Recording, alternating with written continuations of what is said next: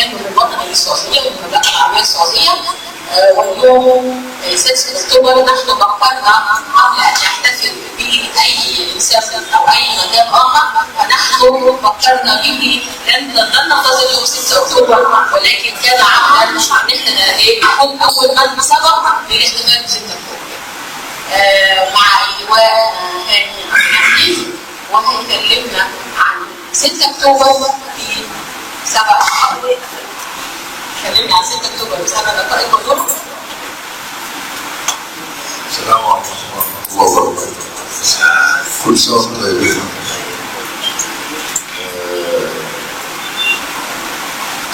6 أكتوبر دي كانت ملحمة بتتورث في أكبر جامعات ومعاهد العالم. ليه؟ اللي حصل ما كانش اللي حصل كان اقتحام لمانع مالي. يعني ايه اقتحام لمانع مالي؟ الصعوبة بتاعته كان ان هو بارتفاع 22 متر بميل 45 درجة، محدش يقدر يطلعه على الرجلين.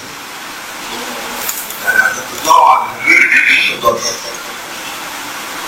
عشان انا جربت بعد كده لما رحت حاولت اطلع المانع ده اللي احنا طلعناه فاكر سنة ما عرفتش. صدقوني والله ما عرفت. طب انتوا طلعناه ازاي؟ مش عارف.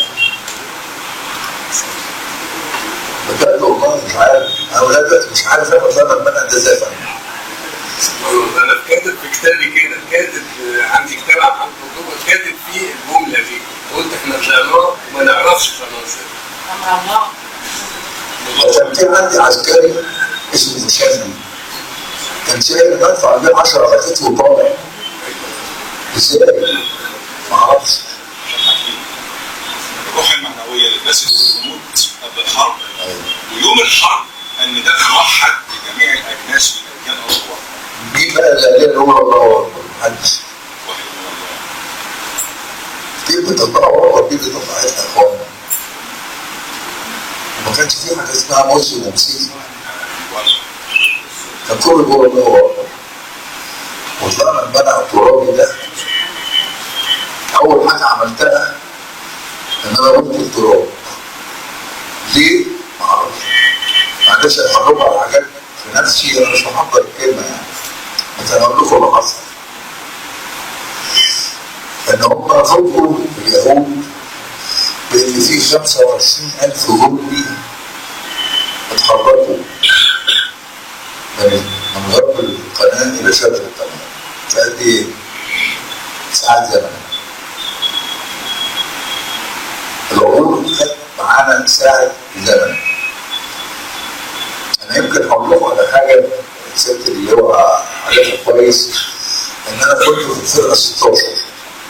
طبعا أنا سنة الفرقة 16 واللي عملته واللي اتعمل فيها. الفرقة 16 كان فيها اللواء بتاعي. اللواء ده اللي كان سنة كده. أنا كنت قائد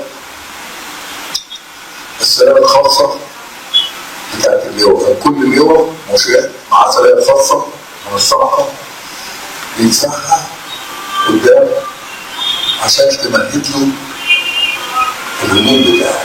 إذا لقى في قوات هي مش قادرة عليه كنا بنروح نخرج فيهم ونرجع. اللواء الثلاثة السنة كان إيه القائد بتاعه الشهيد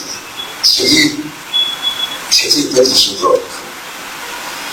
استشهد على طبقة الطاية. وما أدراك ما طبقة الطاية ديت. طبقة الطاية دي اللي يركبها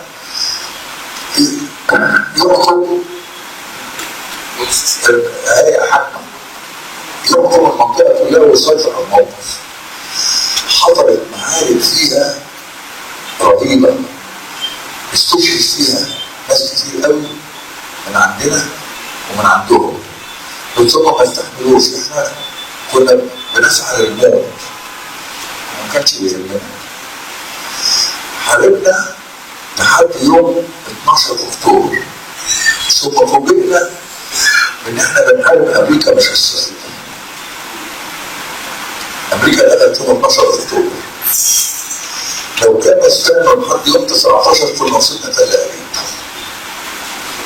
انا ضربت دبابه يوم 12 اكتوبر عند 34 كيلو. طبعا انت عارف يعني 34 كيلو، يعني نزلت في مطار العريش، اتحطت على طير وكانت نزلت ارض المعركه. والشاشه الشاشه دي اعلان الذخيره اللي فيها والطاقم بتاعنا جاي، الطاقم جاي في الطياره من امريكا، نزل في العريش اتحطت على الطير. الطياره ده تمشي مسافه طويله ونزلت ارض المعركه، دخلت المعركه طبعا يوم 12 اكتوبر.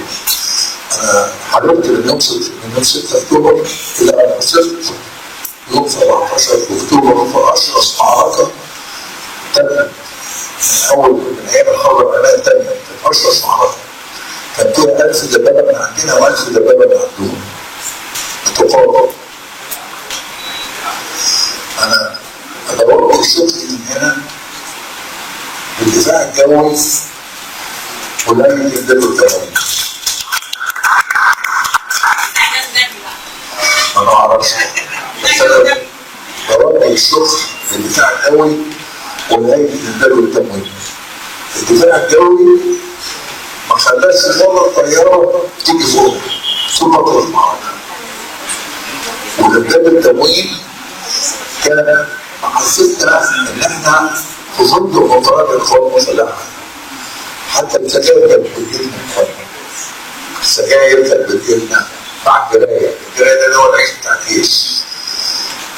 كانت السجاير بتجيلنا والاكل بيجيلنا والشرب بيجيلنا. مفيش مره الغدا اتاخر، مفيش مره نمنا مكان العشاء. وكانوا بيجوا تحت ضرب الطيران وضرب مدفعيه ووصلنا الأكل. احنا دخلنا 21 كيلو سينا. طب ليه ما كملناش؟ ليه ما كملناش؟ اصل حضرتك سبقت مننا. معلش سبق مني كنت محافظ. طب ايه؟ وانا بشرح عيني على الناس كلها. يعني دخلنا 21 كيلو جوه لان الدفاع الجوي بتاعنا ما جاش اكتر من كده. وما نقدرش نخش عشان ما نبقاش مكشوفين. انما لو كان عندنا صواريخ مداها اطول من الصواريخ في سنه 2 وسنه 3 كنا ممكن نخش اكتر من كده. هذه تعرفوا سر من اسرار القوات المسلحه؟ يعني قبلنا وقت ضغط النار ليه؟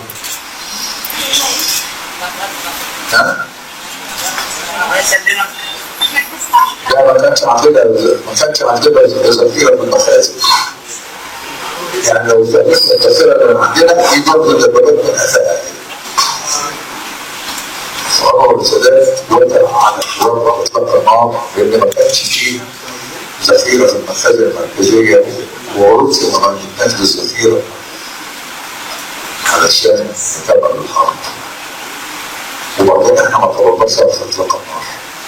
اللي طلبوا اطلاق النار اسرائيل لانها كانت عارفه انها ما تقدرش تخش معانا في حرب طويل الامد. يعني هي كده روحها طلعت. يعني عند يوم 22 اكتوبر روحها طلعت كده. خلاص هي طلعت اللي عندها وشكرا.